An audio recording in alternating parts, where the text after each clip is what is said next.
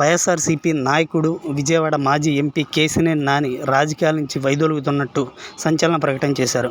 గడిచిన ఎన్నికలకు ముందు తెలుగుదేశం పార్టీ నాయకుడు చంద్రబాబుతో విభేదించి వైసీపీలో జాయిన్ అయి విజయవాడ ఎంపీగా పోటీ చేశారు.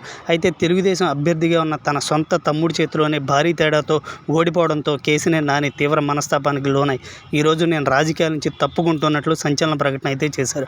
అయితే కేశినేని నాని 2 సార్లు విజయవాడ ఎంపీగా పనిచేశారు. విజయవాడ ఎంపీ సీటు విషయానికి వస్తే ఇక్కడ 2 సార్లు గెలిచిన వాళ్ళు తర్వాత ఓటమి చెందడంతో రాజకీయాలకి గుడ్ బై చెప్పడం అనేది పరిపాటిగా మారిపోయింది. అంతకుముందు లగడపాటి రాజగోపాల్ కూడా 2 సార్లు విజయవాడ ఎంపీగా పనిచేసి దాని తర్వాత ఓటమి చెందడంతో రాజకీయాలకి గుడ్ బై చెప్పారు. దీన్ని బట్టి విజయవాడ ఎంపీ సీట్లో ఎవరైతే గెలుస్తారో వాళ్ళు త్వరలోనే రాజకీయాలకు గుడ్ బై చెప్పే అవకాశాలు ఉన్నట్టు సెంటిమెంట్గా కనపడుతుంది. మరి కేశినేని నాని తీసుకున్న నిర్ణయం వైసీపీ అధిష్టానం ఏకీభవిస్తుందా, ఆయన ఏమన్నా ఆలోచించేలా చేస్తుందో చూడాలి.